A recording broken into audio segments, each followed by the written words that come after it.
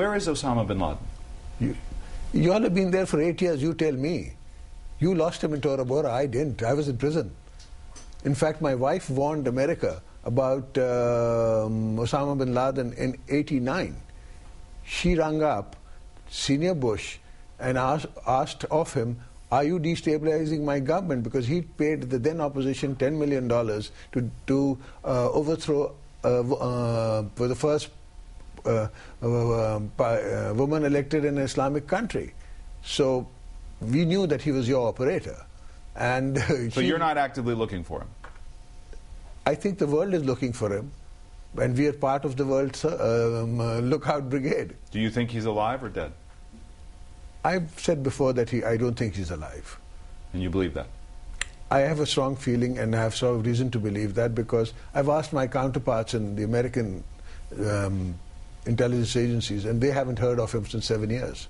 Wow. David, a little defensive there, isn't he? Really good interview. Well, the story he was talking about was one that they brought up again after the interview, and that was the story they tell about his wife, Benazir Bhutto, who was then leading the country, telling the first President Bush about the impact of Osama bin Laden even in Pakistan, trying to destabilize the government, and that he was part of the Mujahideen that the United States was financing against the Soviets in Afghanistan. So that's the story that he's relating back to, that Benazir Bhutto wrote about in her book. But the interesting part here is twofold. One, you don't get the impression that the Pakistanis are actively looking for Osama bin Laden, who is long, most people believe, long been hiding in that tribal area, that frontier area between Afghanistan and Pakistan, which is really not controlled by Pakistan. And two, it only highlights the fact, and our reporting bears this out, that there has not been actionable intelligence on Osama bin Laden's whereabouts since 2002. Since 2002. So whether he concludes that bin Laden might be dead because nobody's heard from him is perhaps something short of having ironclad proof of this. But it's interesting in terms of the mindset of the Pakistanis. Yeah. Peggy Noonan? David, I thought we have heard from Osama bin Laden the past few years. I thought he has come and given us videotapes over the years. I thought the last one was within the past year. I think the key here, though, Peggy, is actionable intelligence on his whereabouts, on where he might actually be, not that he's around. Now, right, for Zardari to say that he has reason to believe that he's dead is a different matter than looking at these videotapes, and I'm not certain those have been, but certainly there have been time references in these videotapes that would counter that. What accounts for Zardari's a confidence bordering on the peppery? And a sort of aggressiveness, I think. How did he strike you? A more fair way to say is, how did he strike you? It's a very interesting way to put it. There was some pushback from him on a number of fronts. And I think where he is defensive is to say, look, it's become very popular now for people in the United States to come after Pakistan and say, we're not doing anything about al-Qaeda, we're not doing anything about Pakistan. Well, you're the ones who created these people. And we do bear tremendous responsibility, because the Taliban and al-Qaeda are the very same people who first went to these areas on the border with Afghanistan and these tribal areas back in the 80s. When we were supporting Pakistan and we were sending money to create the Mujahideen to fight the Soviets. And they're still there. That old expression that is credited to Osama bin Laden, that Americans have the watches but we have the time. They're still there. They're the same people, and they're doing the same things. And so I think there is a defensiveness about pointing the finger at Pakistan when he will make the argument that America has not done enough and has not paid attention long enough over time.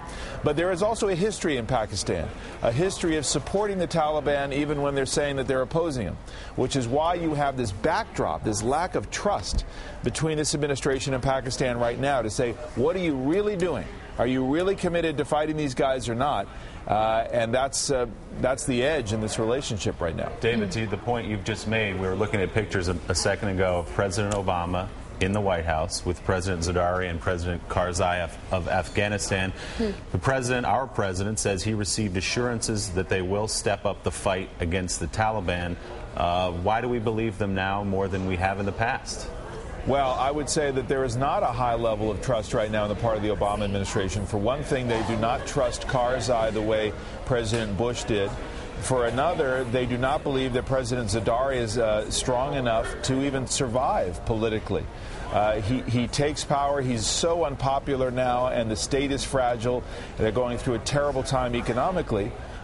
So there is a lot of distrust. There's also this mindset in Pakistan that India is still the predominant threat and not al-Qaeda, not the Taliban, as they say. And their position is, look, Americans have a short attention span and they panic.